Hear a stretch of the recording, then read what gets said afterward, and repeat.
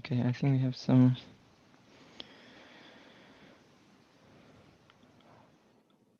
Okay, the live stream has begun. Okay, we are admitting. Inshallah, we can start. Bakarab, are you ready? Okay.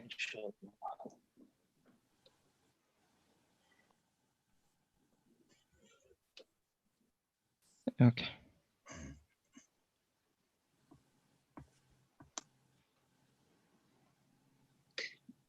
أعوذ بالله من الشيطان الرجيم بسم الله الرحمن الرحيم الحمد لله رب العالمين والصلاة والسلام على رسولنا محمد وعلى آله وصحبه أجمعين. Welcome all to our weekly webinar. This week again we continue our series on the bodily resurrection, which is Akhirah, and again we are following a text from Risale Nur, a tafsir on the Quran, and we are going through the text with a method called Muzakara. So we'll read the text inshallah together, and our speakers will comment on the following text. We have Dr. Colin Turner from Durham, England, and Dr. Harun Prim from Starkville, Mississippi this week. And what we are trying to going through this week is a follow-up of bodily resurrection again, yet it's a little bit steering the wheel to a different direction. Until now, we went through a lot of evidences, substantial proofs on the bodily resurrection, and now we will go through some other questions, which is related to the corporeal part, a bodily part of the resurrection. So why we are focusing, and Quran is focusing on the bodily resurrection. Inshallah, the text we are following is from the 11th ray by Bediüzzaman Said Nursi, the 8th topic.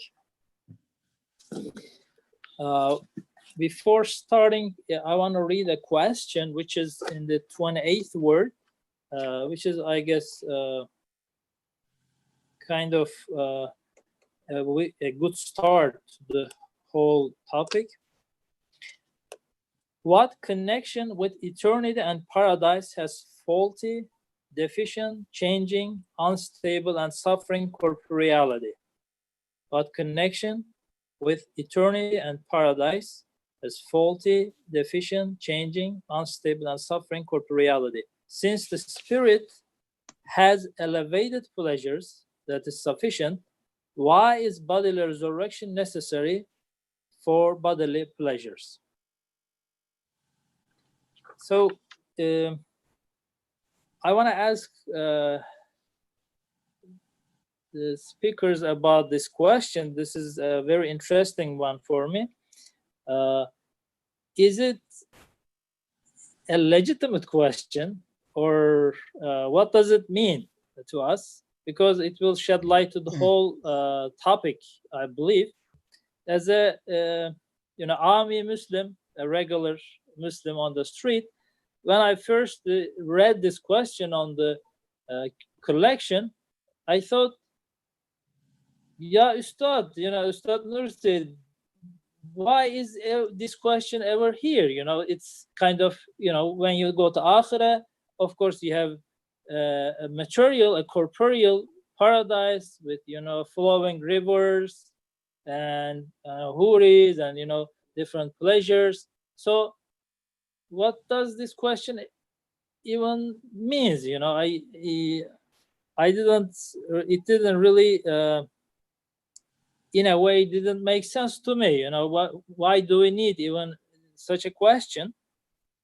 Then after I came to the United States, I saw that this is a major question for 2 billion Christians. They are not talking about bodily resurrection, or it is a very minority part of their focus. So it's kind of they're gonna be in the heaven with Jesus, etc. But our focus is very different. So we have a detailed description of paradise, hellfire. Actually, they have in their books the description of the hellfire, but it's more like they don't want to talk about it because it's not popular. The second one, so let me give the word to the speakers. What do you understand from this question? So how does it make sense to us? Then I want to say a couple of more words about it. Brother Harun, you want to go first? I can read the question again because it is not on the slides. I want to hear Colin's views on this. You want to go with Brother Colin first? Okay. He's putting me on the spot now. Yeah. Can we have the question on the screen? Is it possible? I can read it again, but it's not on the slides. It's not on the slide. Yeah, could you read it again, please? What connection with eternity and paradise has faulty, deficient, changing, unstable, and suffering corporeality? Since the spirit has elevated pleasures that is sufficient, why is bodily resurrection necessary for bodily pleasures? Let me say this too. Not only, like some religions like Buddhism, Hinduism, but even in Islam, we have this concept in many parts of our tradition. We most of the time want to stop our nafs, right? Or train our nafs and boost our spirits and kind of perfect our spirit. And in order to really experience the spiritual pleasures, we want to kind of go over or pass through this material pleasures, but really focus on the spiritual side of it, or the existence of the creator, not this just material world. So this is deficient, faulty, changing, unstable corporeality, the material world. This is kind of low, and we want higher pleasures. We want to go over them. So how can I make sense of? So this is in our tradition too. What do you think? This is the focus on the materiality or corporeality. How does it make? Let's focus on this question first. Can we get this part of the problem? Because, as I said, as a just a regular Muslim, not a scholar of these topics, it doesn't make sense to me. I'm not sure. Yeah. I'm not sure. Maybe it's because that corporeality is where deficit, deficiency, breakdown, illness, all of these things, that's where it becomes much more evident. The breakdown of matter, our bodies become old and decrepit. Illness inheres in corporeality, maybe. We can see decay, we can see, the breakdown of the human body as we get older. Also, even when we're young, our corporeal life is punctuated by certain necessities. I would say bathroom necessities, just to keep it on this side of propriety, which our physicality is very, how can I say, very obvious to some people. And a lot of people look upon physicality with distaste. The fact that we are flesh and blood, that we have bodily fluids. Ustad Nursi quite a number of times talks about children, when they are fed by their mothers on pure milk, he talks about this milk coming from a source in the body, which is the same source as other bodily fluids, such as blood and excrement, and various other bodily liquids. So corporeality, a lot of people look on it very ambivalently, not really sure how to understand, you know, this flesh and blood, these bones, these sinews, these nerves, which so easily can break down and which so easily can manifest illness, decay, and deficit. Maybe people have looked upon the human body not just as a site of wonder, which is how Ustad Nursi sees it, but as a site of everything that is foul and everything that is distasteful.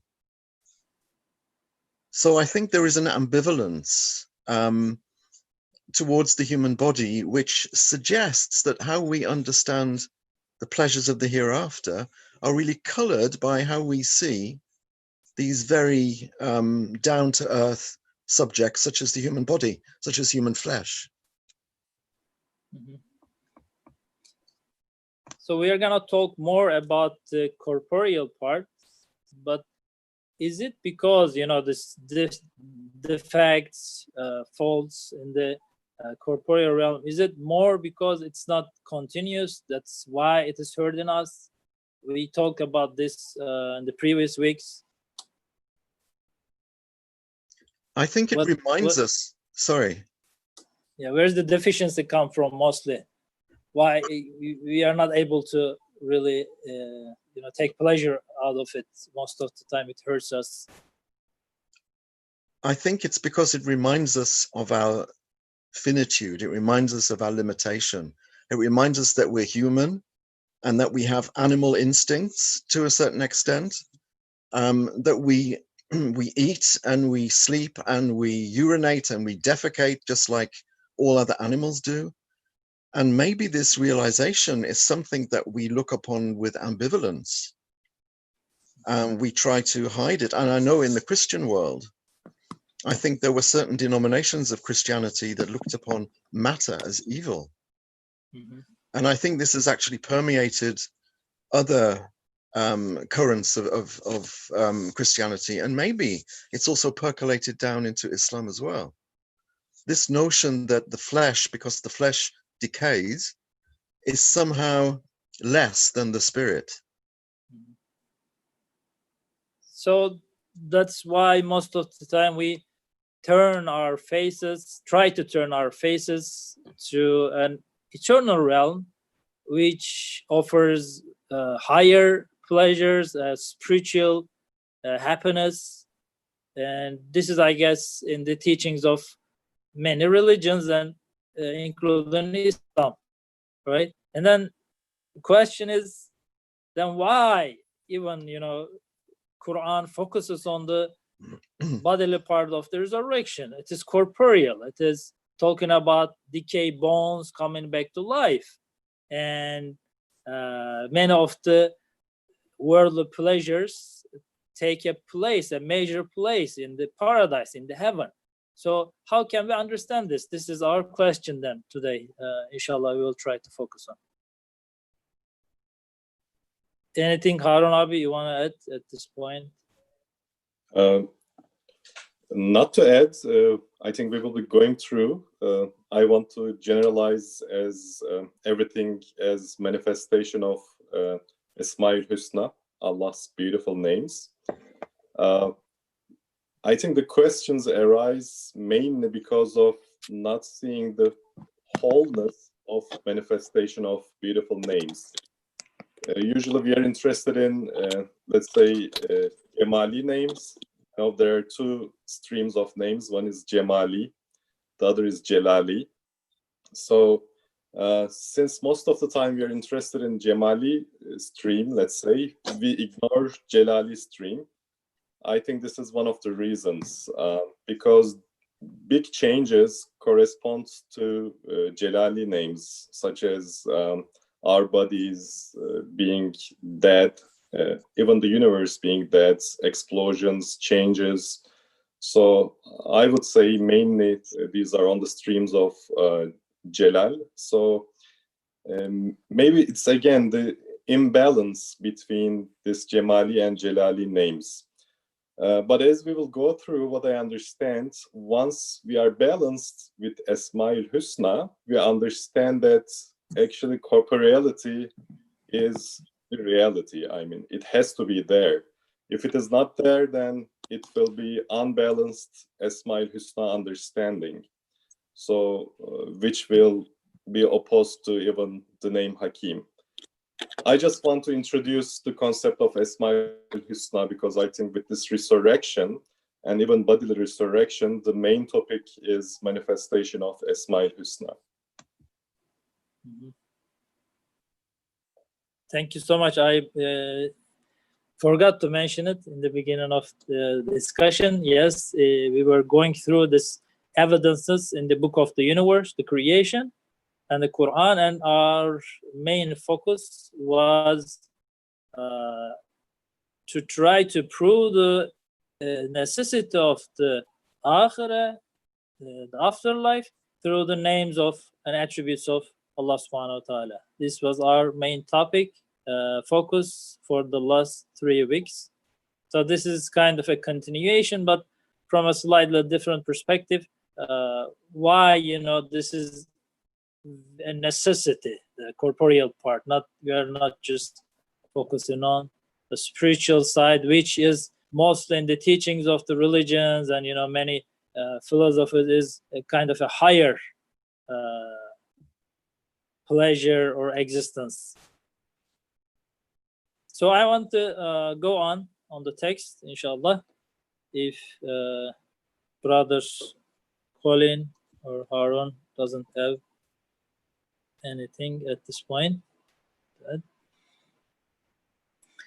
The most comprehensive mirror of the divine names lies in corporeality. The most comprehensive mirror of the divine names lies in corporeality. The richest and most active center of the divine aims in the creation of the universe lies in corporeality. The greatest variety of multifarious dominical bounties lies in corporeality. The greatest multiplicity of the seeds of the supplications and thanks man offers to his Creator through the tongues of his needs, again, lies in corporeality. And the greatest diversity of the seeds of non-physical and spirit worlds lies in corporeality.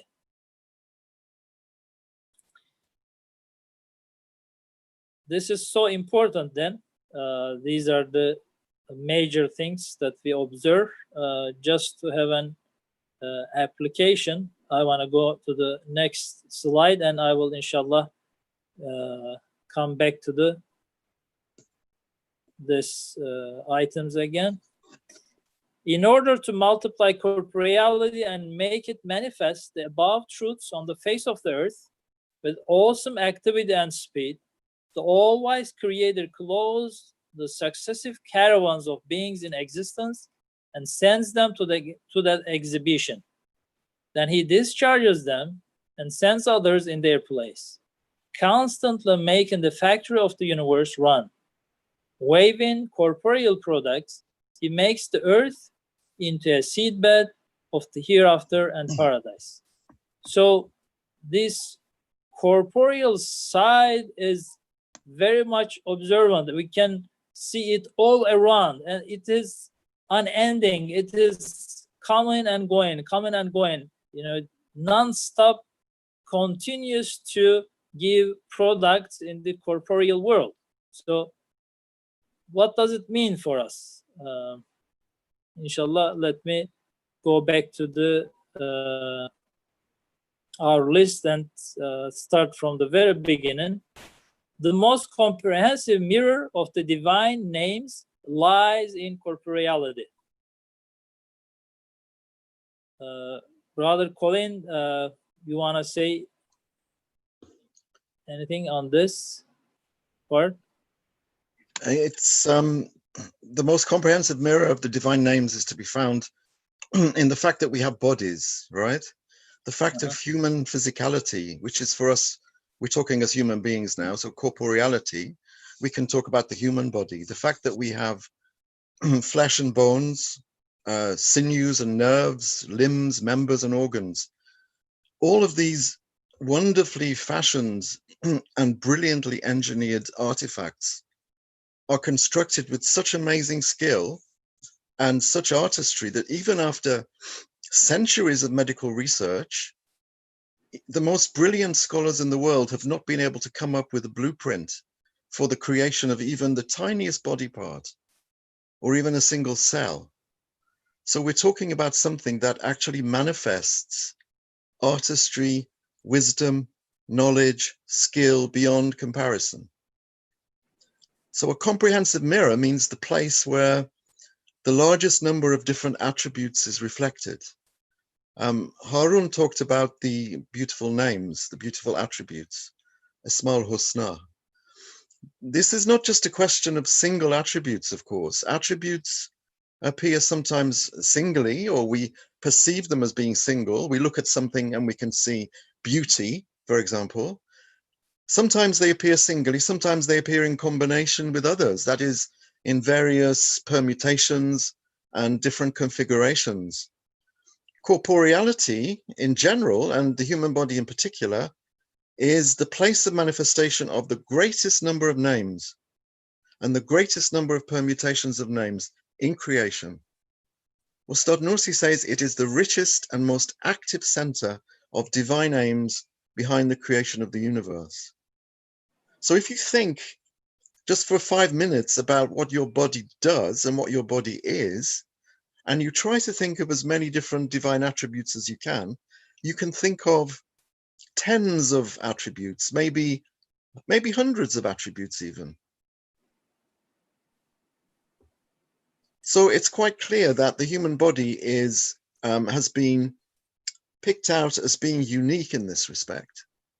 Corporeality is the place of manifestation of the greatest number of names and the greatest number of combinations of names. It's the most active divine center in that sense.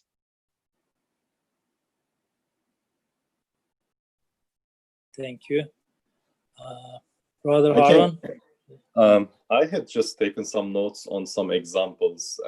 As human beings, we are understanding with examples. The examples just make things closer to our minds. I was thinking of, for example, a tip of a pencil. When we think tip of a pencil, it's kind of negligible. But when we think about it, behind the civilization, we could say it is the tip of a pencil. Because by the tip of a pencil, we are generating new ideas and for us, new meanings. Think about a writer without keyboard, which is tip of a pencil. Then any writer would not be able to express, even generate meaning from their minds and hearts. So it requires the keyboard or tip of a pencil. In this example, tip of pencil is the corporate reality. Corporate reality should be there in order to have spiritual experience. We cannot have spiritual experience without the body. That's the fact. We cannot just divide them.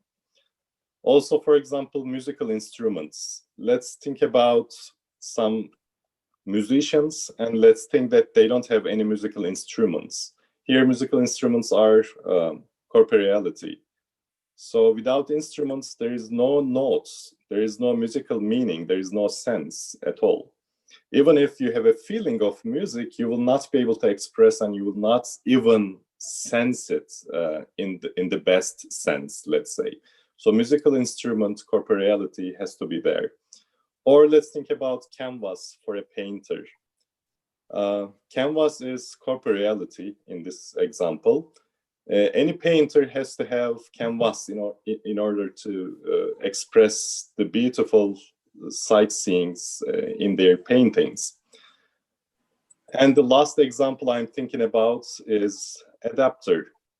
Adapter is a very nice device. Think about all electrical devices. If any device lacks adapter, they will burn, they will not function at all. So the corporeality serves as an adapter for our spirits.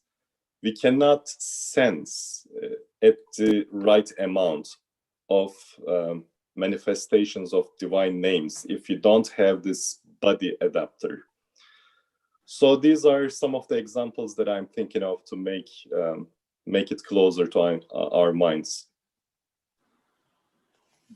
I think they're excellent examples, actually. I applaud them. And I think we should add another example, and that is the soil. And Ustad Nursi uses the soil many, many times in very different ways as an example. The soil in which we sow seeds of different plants and trees. The soil itself is dark and it dirties your hands and you can find insects in it. But out of it grows this whole multifarious plant world and trees and shrubs of all different colors, of all different scents. Without that soil, which is the same the world over, giving rise to, you know, this sort of variegated world of plants and trees and flowers, without that soil as the canvas, then we wouldn't have those things. We wouldn't be able to have all of this richness, you know, this largesse, really, this divine largesse of so many different species, so many different kinds of plants. Amazingly, Said Nursi uses soil as the place for manifestation of Ismi Hafiz and Muhi, for example. And he says actually soil is one of the main, let's say, concepts, of course, a realistic concept, where a lot of Esma-ul Husna manifests conceptually, you know. He says one of the Arsh, you know, Arsh Azam is the concept where all beautiful names manifest. And he says this world is kind of heart center of the whole universe. And we know that heart is as Arsh also, where beautiful names manifest. So from there, he takes soil as one of the main Arsh, main places of names manifestation. I thought of the soil when you said canvas. I thought canvas is a brilliant example, because without the canvas, you know, none of the outpouring of artistic skill would be visible. You know, the artist has to have a canvas, and the flowers and the trees, you know, this huge variety of beautiful multicolored flowers with all of their different scents, all of their different attributes, all of their different qualities, are all coming from this very base material, the soil. Yeah, I mean, amazing. Even we are soil, right? I mean, even we are from the soil. And Ustad talks about, you know, when he's talking about the whole of creation, he often says as arsh to farsh, you know, using the Persian expression, from the arsh, from the throne of creation down to the very carpet under our feet, which is the earth. You know, these are the canvases. I think your example of the canvas was a brilliant one. So we can't imagine without canvas, without soil, or without corporeality in general, manifestation of any meaning. Absolutely. And this Ustad goes on to talk about corporeality being like a seedbed. So even he makes that connection between the body as a canvas. I think the body as a canvas is a very interesting way of seeing it. The body is a garden, the body is a seedbed. And the body is an adapter. I think your examples all fit this. These are really stunning examples, and I think we need to record them, you know, because to use them as examples in the future is very helpful when we're describing corporeality and what it actually signifies.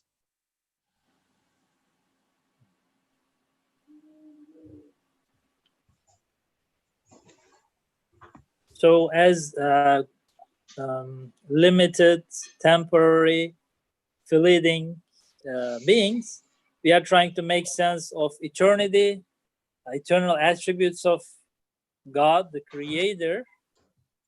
And on this journey, it's only possible through our not only, but in many ways, we are using corporeality as the best tool in our hands. So our existence, continuation, or our journey to eternity as limited, temporary, fleeting beings is linked to be a manifestation, a mirror to the names and attributes of Allah subhanahu wa ta'ala. And to access that, to make sense or learn or to be the best mirror is only possible through the corporeal world, or mostly possible through the corporeal world, as far as I understand from the commands or the introduction part. Yes, definitely. Maybe from switching to another passage also, there is another aspect here that I see, which is about supplications. You know how to say the what do you call it? The spirit or the message of creation is actually human beings or all the creations being created, and there's a creation. So created beings, actually, they are important, inherently lacking any power.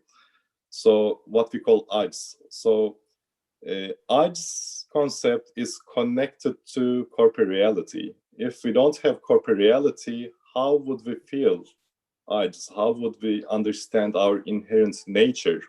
Again, with the canvas example, if we don't hold there as a canvas, how would the names would be manifested? Impossible. So in this sense, the matter itself, it's a way to change. Everything is changing in the universe in general sense. So this matter connects us with the name Qadir. We know that actually matter is manifestation of the name Qadir. So Said Nursi uses the name Qadir with, you know, manifestation of matter, especially. So Allah Qadir, and we have the ajz. So this composition is integrated, let's say. So we are lacking power, Allah Qadir. So we are corporate reality, and Allah is Allahu Qadir is manifesting names within our corporeality nature, let's say. And so we are doing supplication. So this is being, No, go go ahead. on. No, carry on. So this is being a mirror by the opposites, kind of, right? Right. Right. In a way, we are limited, but in that sense, we can even imagine about, dream about, or hope about, or try to understand about an eternal reality and absolute reality within that limited corporeal world with the opposites, because we have, again, as you said, these needs or the feelings that can ask for that absolute meaning. Brother Colin? No, I was just going to say that, you know, we have samawat, but we also have ard, you know. Allah is the creator of samawat and ard. You need the ard as well as the samawat. If you understand samawat to be the spiritual aspect of things, then the ard is the material, corporeal aspect of things. So we need both. And Brother Harun was exactly right. We can't understand, actually, the most of the names we cannot understand without corporeality. If there is no material world, how can we understand up or down? Right? We have to have corporeality to be able to understand most things, actually. So we shouldn't really downplay it or underestimate its importance. And it's only a seedbed. That's the whole point. This is how Ustad Nursi sees it. If we see it as something which is quite distasteful on occasion, it doesn't matter. I mean, we don't bring soil into the house because soil has lots of things which may contaminate. But at the same time, soil is the canvas for the painting of these wonderful flowers. I can't get away from the idea of canvas. I think it's wonderful. The matter itself is a canvas. upon which the divine artist paints his pictures.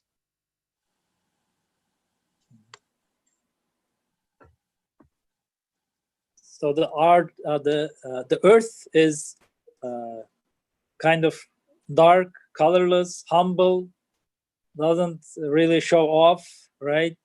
Like, looks like incapable of many things, but it just becomes a bed or a mirror to the most of the manifestations in that sense. So it could be also we can see it like the example Brother Harun talked about.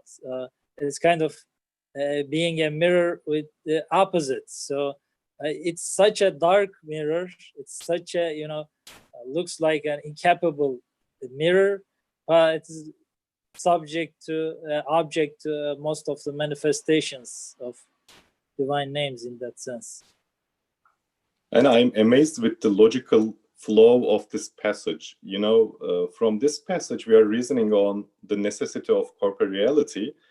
Then this necessity is taking us that this necessity should be in the hereafter as well. I mean, it's building up.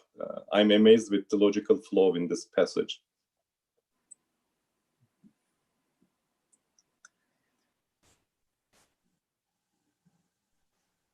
So, let me go through one by one again, and inshallah, feel free to stop me at any point to comment. The most comprehensive mirror of the divine names lies in corporeality. The richest and most active center of the divine aims in the creation of the universe lies in corporeality. So we come to this world to know and learn about the Creator, and these are the tools in the corporeal world. The material world is the best that we can use. The greatest variety of the multifarious dominical bounties lies in corporeality. So it is limited. It is for a short time. We have limited devices, but as we talked in the previous weeks, it gives a sense of continuation to us. It is coming in abundance. Everybody, believer, unbeliever, animal, plant, everything, benefits from it. And it's not just our stomach. We have, as human beings, we have all the other devices, like our ears, our eyes, our other senses, feelings, benefit from these blessings and bounties in the corporeal world. The greatest variety of the multifarious dominical bounties lies in corporeality. That gives us the sense of we should continue to benefit from these blessings. It's coming, kind of shows the necessity of its continuation to us. The greatest multiplicity of the seeds of the supplications and thanks man offers to his Creator through the times of his needs, again, lies in corporeality. The greatest multiplicity of the seeds of the supplications and thanks man offers to his Creator through the times of his needs, again, lies in corporeality. And the greatest diversity of the seeds of the non-physical and spirit worlds also lies in corporeality.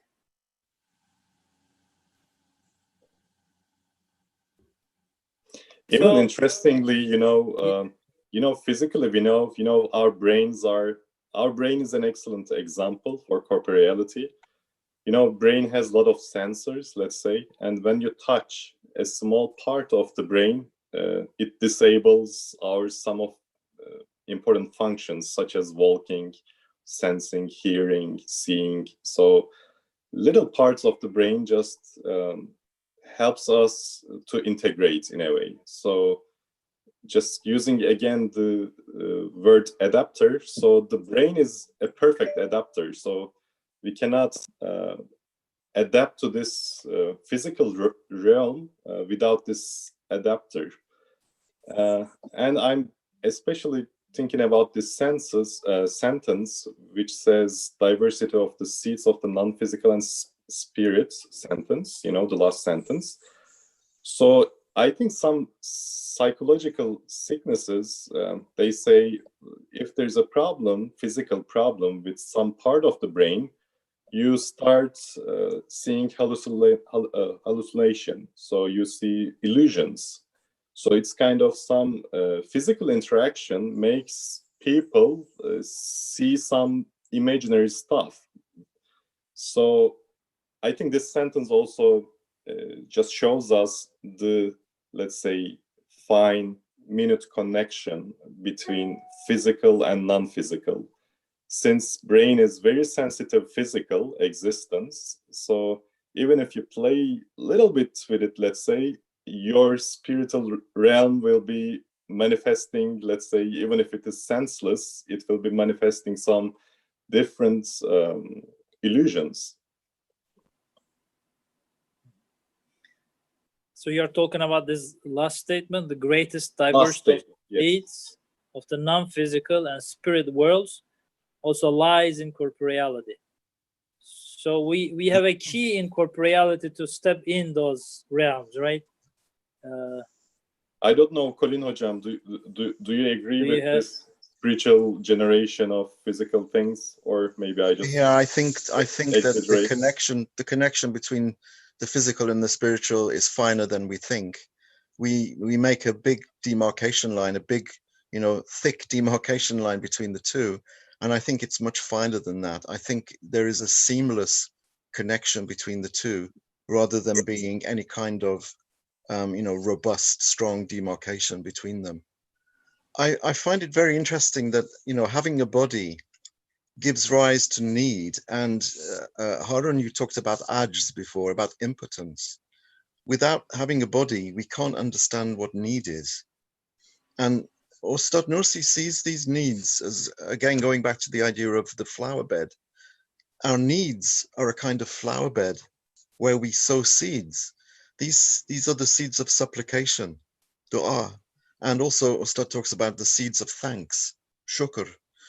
These are offered through the metaphorical tongue of these needs and on account of that very corporeality that we're talking about. It's interesting that Ustad says that God makes the earth, or corporeality indeed, a kind of seedbed for the hereafter. And I find it very interesting. I don't know whether we're going to look at it today when he talks about the physical stomach. And I think this fits in with what you were talking about, the non-physical, because the physical stomach hungers for immortality. In other words, it hungers for its own continued existence. You know, our stomach, as we all experience, wants to go on living. And since, as we know, it's never satisfied, we can all assume that our stomach wants to live forever. And in the 11th ray, if I remember correctly, Nursi says that in order to satisfy the physical stomach, the Creator has prepared a whole variety of beautifully created, you know, wonderfully constructed foods, all of them affording different kinds of sensual pleasure and gratification, not just for the stomach, but for the eyes, for the tongue, for the brain.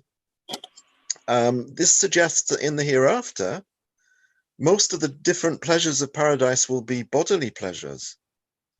But apart from this, Ustad asks us to consider this prayer that our hungry stomachs make, and the fact that God accepts the prayer by giving us different kinds of food, and he likens that prayer that the stomach makes to the prayer that we make collectively as human beings for the hereafter.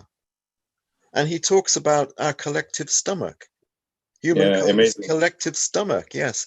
And it has metaphorical hunger for immortality, just as our physical stomach has hunger for, you know, its continued existence in this world. I think this bringing together of the two stomachs, one physical, one metaphorical, is an amazing piece of writing. It's an amazing analogy. Yeah, I agree. I'm amazed with this point, especially. And civilization, in a way, working for bodily relaxation. I mean, why Yes. civilization exists? Because of the comforts in our bodies, let's say. Yes. Then in the hereafter, it should be in the perfect sense. I mean, the same thing should be there in the perfect sense. Absolutely. I mean, the way that Ustad uses the hunger of the physical stomach as a parallel, you know, as a correspondence with the hunger of the human spiritual stomach for eternal life, you know, is beyond clever, really. You know, what he's saying basically is just as our physical stomachs have a hunger for continued existence, we also have spiritual stomachs. And our spiritual stomachs also experience hunger, but it's hunger for eternal life. And that eternal life will be, as this life, a mixture of the spiritual and the corporeal. But as you suggested, Harun, the corporeal in the next world will be a very, very refined corporeality. It won't be the same corporeality that we have here, because it won't break down, it won't decay, it won't rust, it won't go old. And these are the things which dismay us in this world. It's not the fact that we have bodies, it's the fact that our bodies break down. That is what we cannot tolerate. We cannot stomach, in a sense. Yeah, very nice analysis. Yeah. I guess we also have a question related to this. So it's kind of asking, as far as I understand, I'm kind of putting it in my own words. Can't we just go spiritually through all these things? Can God, you know, make us taste all these things through our spiritual beings, but not the material side, the corporeal world? So is it related to this? You know, the pain or the breakdowns, the crisis we experience also is in the corporeal world. That's why we are complaining about that part and look into just the spiritual side of it. That's kind of our approach. Or do you want to comment on this? Or was that clear, my question? I don't know.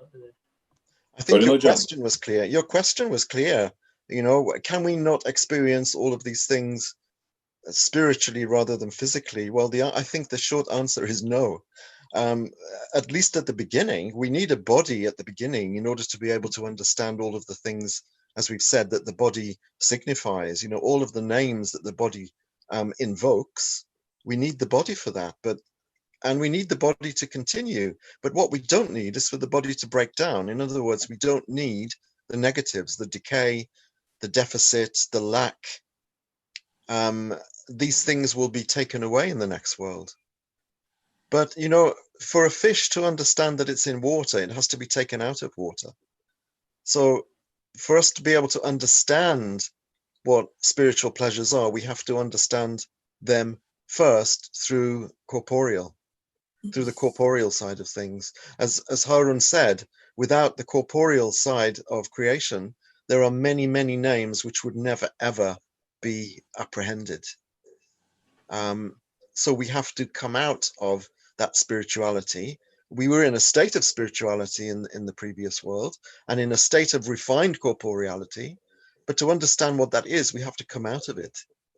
And this is why we are faced in this world with a corporeal entity which breaks down, which decays, which is limited, which is finite, which has ajz and faqr. So the answer is, well, both yes and no, actually.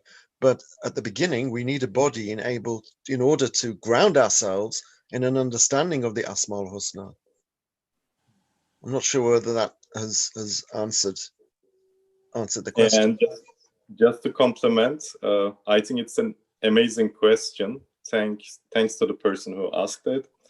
I translate this question like this: could Allah just remove some of his names? I think I would translate this question like this. And I would say Allah does not remove some of his names. You know, it's Allah's names, and some names requires corporeality. Excellent. And Excellent. we are trying to understand what are these names and how these names are manifested. You know, this is the philosophical, let's say, or ontological urge that we are going behind. This is a very deep topic, I would say, but the short answer is Allah does not leave off any of his names. It's a very diplomatic answer. Right.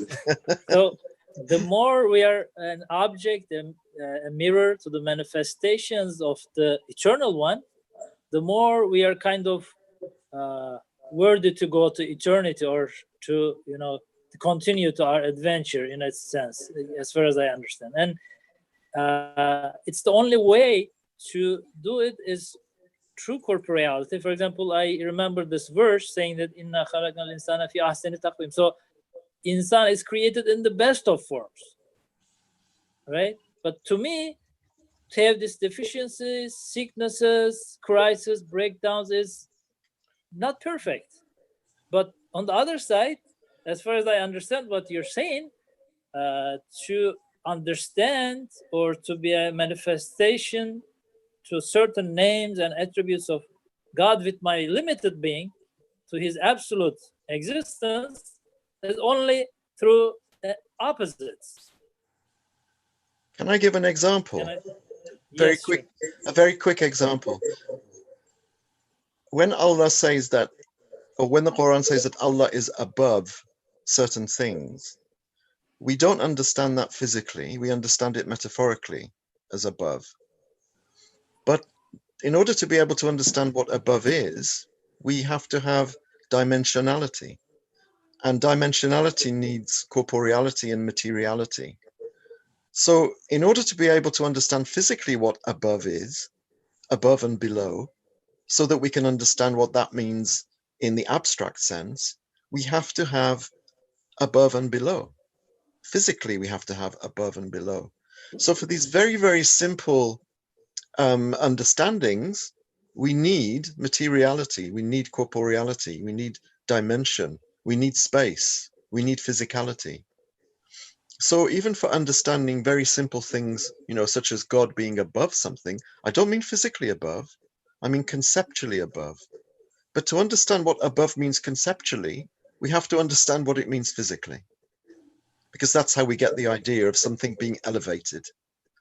Does that make sense? Because Harun is saying that, quite understandably, that without physicality and corporeality, the names would not be clear. God's names would not be apprehensible. But it's not just God's names, it's very simple concepts such as up and down. Yeah, I think very nice example, just to the point.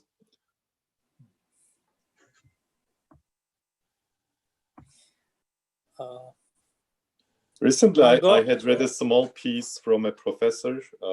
I don't remember the name, but it was a short, very nice article about metaphysics.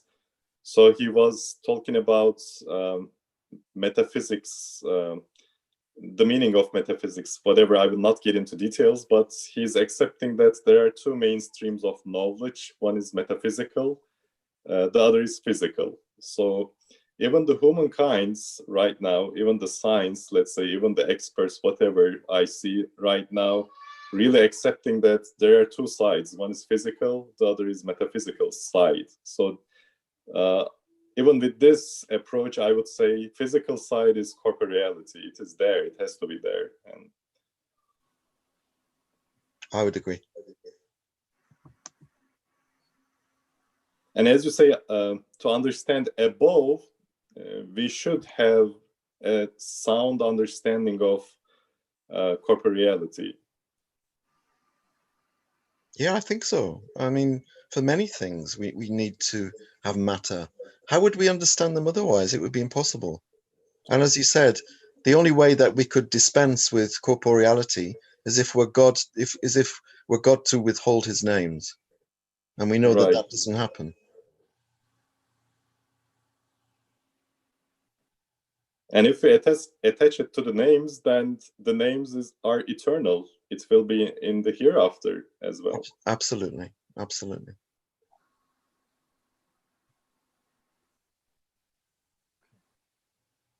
Inshallah, I want to go to the next slide.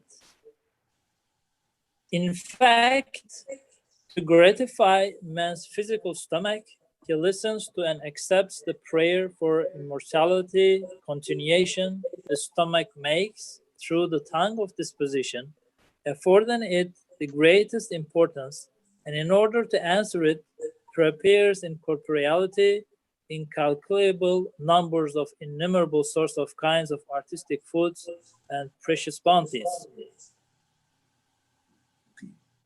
all affording different pleasures.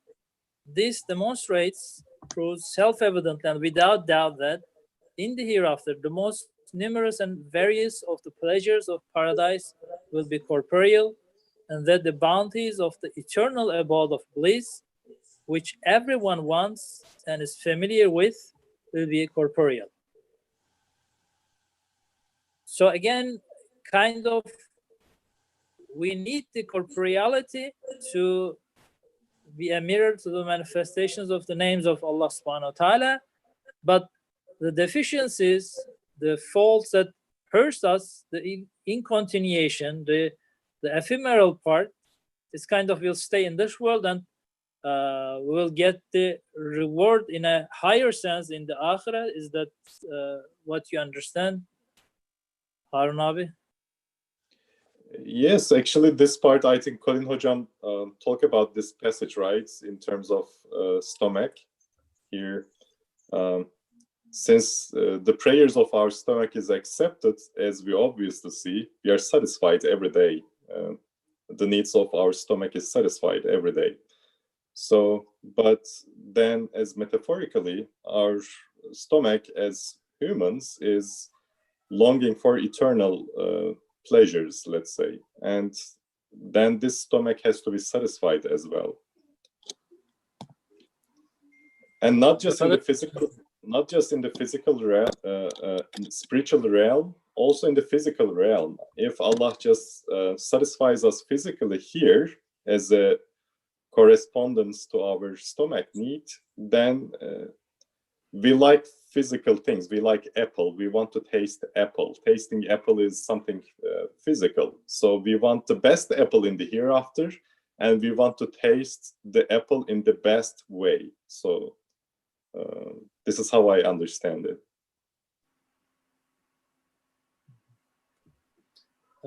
Brother Colin? No, I would agree with that.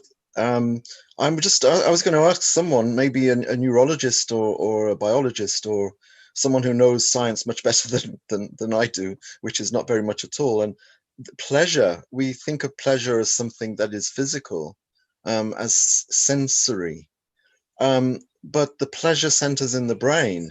Is there any evidence that these are actually non-physical, these pleasures? The pleasure that we feel when we eat something that's very tasty, is that it's a physical sensation? I mean, the acts which take place for that pleasure to entail, they're all physical, but is the actual pleasure something that can be physically, how can I say, demonstrated?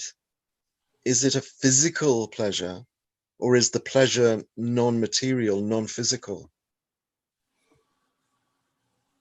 I think this is one of the main discussions between science and philosophy. So we can quite discuss about this topic.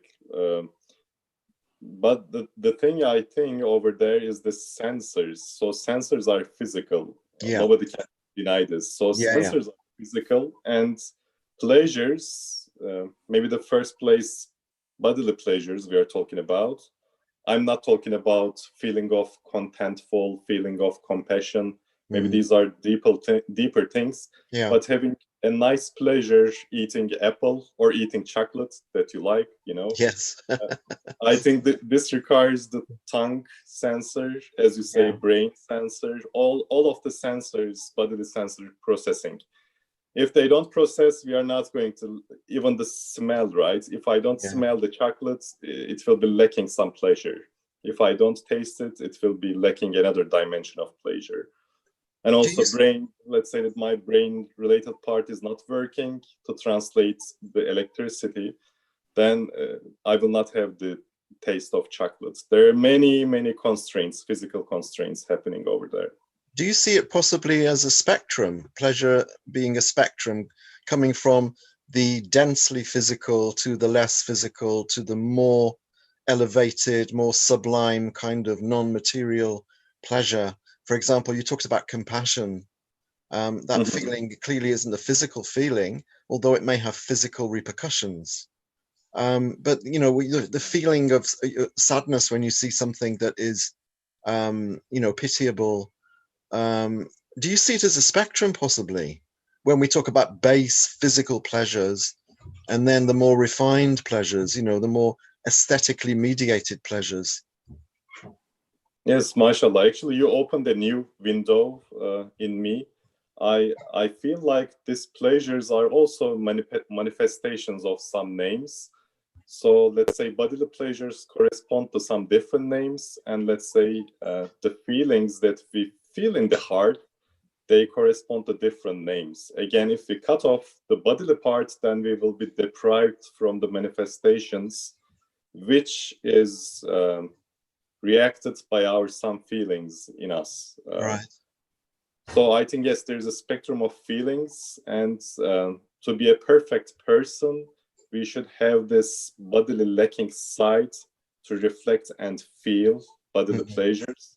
And also we should have, let's say, higher level capacities coming from the heart, mainly, let's say, to reflect other names and to feel contentful, compassion, and so on.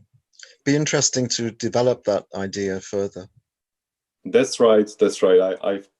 I found it quite important place for us to study. Maybe you know, an appropriate place to stop, because I think it's now 6 o'clock. Yes. 6 o'clock here anyway. I don't know what time it is there. I didn't notice that. We are out of time for this week. I was going to, yes. All right. Any comments before we stop for this week?